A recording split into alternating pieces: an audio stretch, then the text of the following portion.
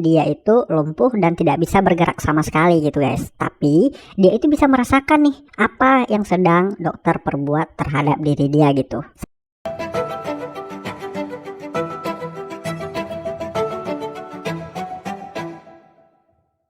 Halo guys, balik lagi bersama aku, Dr. Andi Setiawan di channel Dr. Andi Official. Dan bagi kalian yang baru gabung di channel ini, kenalin ini merupakan channel yang akan memberikan kalian informasi-informasi khususnya seputar kesehatan guys. Dan yang pastinya cukup menarik buat kalian simak guys. Maka dari itu, jangan lupa subscribe channel ini dan tekan tombol lonceng notifikasinya agar kalian tahu terus kapan video terbaru diupload tiap minggunya di channel ini guys. Karena memang ya, setiap minggunya itu pasti akan ada video-video yang cukup menarik buat kalian simak. Maka dari itu, jangan lupa aktifkan lonceng notifikasinya agar kalian tahu terus kapan video terbaru diupload tiap minggunya di channel ini guys. Dan baiklah, nggak berlama-lama lagi, kita langsung aja ke videonya. Pada video kali ini aku akan menceritakan ada nih seorang wanita ya yang terbangun saat operasi, dan wanita ini itu bisa merasakan organ-organ di dalamnya itu yang sedang diotak-atik gitu ya oleh dokter, dan dia itu bisa merasakan rasa sakit yang luar biasa selama proses dia itu melakukan operasi guys. Nah, pasti cukup mengerikan banget gitu ya. Dan bagaimana ceritanya kok bisa wanita ini itu bisa merasakan saat dia itu melakukan operasi gitu? Apakah tidak dibius gitu? Atau bahkan obat bius yang didapetinnya itu tidak berefek ke dia gitu guys ya. Nah, pasti kalian penasaran? Baiklah, langsung aja ke videonya.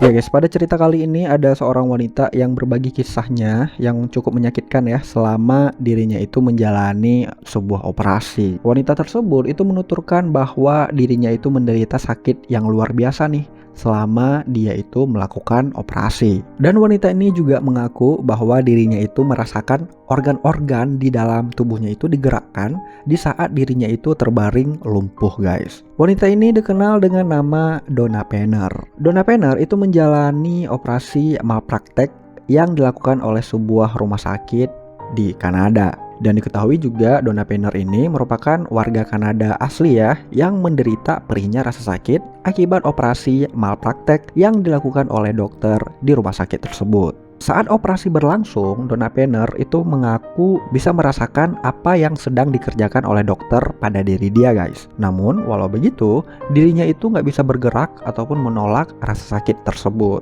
Itu dikarenakan sebelum menjalani operasi, Donna Penner itu dibius terlebih dahulu gitu, yang menyebabkan dia itu lumpuh dan tidak bisa bergerak sama sekali gitu guys. Tapi dia itu bisa merasakan nih apa yang sedang dokter perbuat terhadap diri dia gitu. Seperti pada saat dokter membedah diri dia gitu guys. Nah, Donna Penner itu bisa merasakan setiap irisan yang dilakukan oleh dokter pada saat membedah dirinya guys. Jadi kalian bisa bayangin lah ya bagaimana rasa sakit yang dirasakan oleh Donna Penner ini.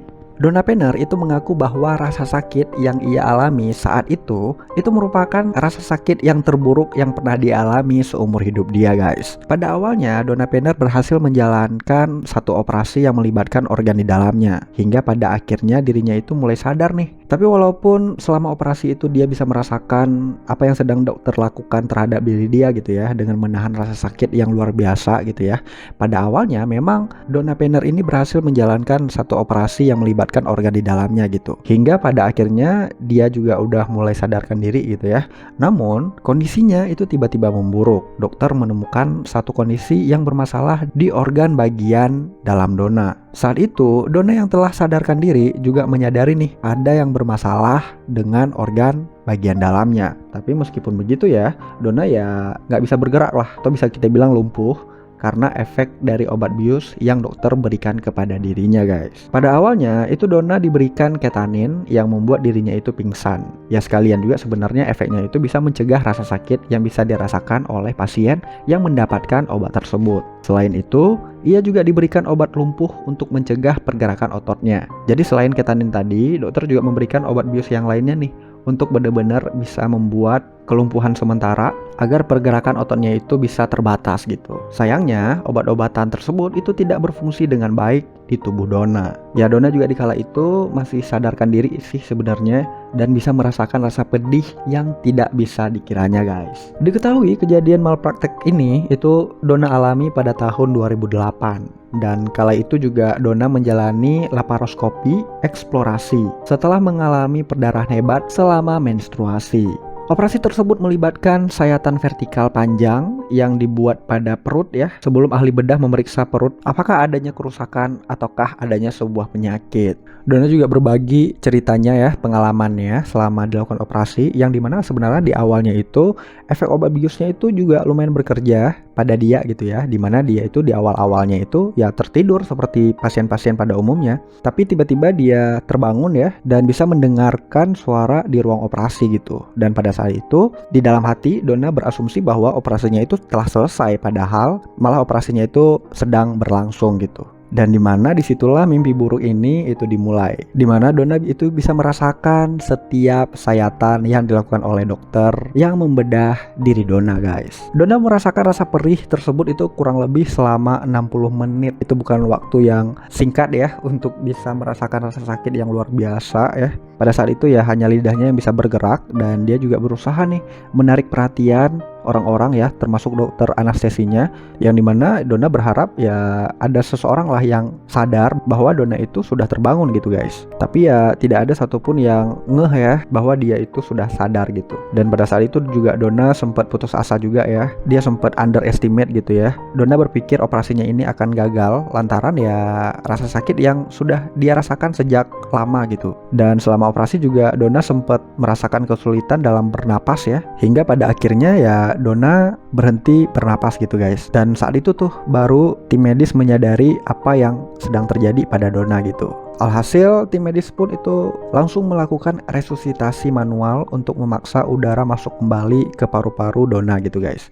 Hingga pada akhirnya Donna kembali ke raganya ya, dan Donna pun bisa bernapas kembali. 9 tahun setelah kejadian itu ya, Donna mengambil tindakan hukum terhadap rumah sakit tersebut ya, yang segera diselesaikannya. Dia menggugat rumah sakit tersebut ya atas apa yang telah dia alami selama operasi gitu ya. Namun meskipun begitu, trauma yang sudah terjadi pada diri dia itu sulit banget ya untuk dia hilangkan ya. Ya walaupun secara fisik ya lukanya itu sudah sembuh, tapi masih membekas secara psikis ya. Dia masih merasakan trauma yang cukup berat ya terhadap diri dia. Dan Donna juga berharap apa yang terjadi pada diri dia itu tidak dialami lagi oleh orang lainnya gitu guys.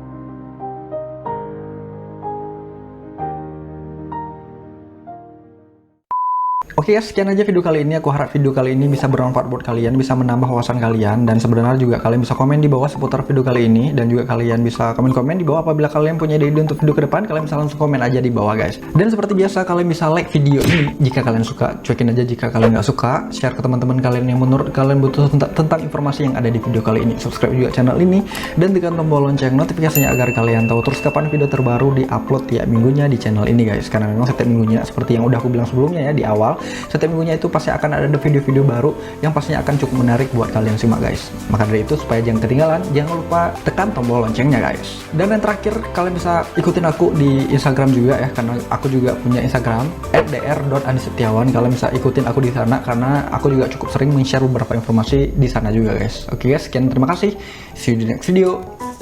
Bye bye.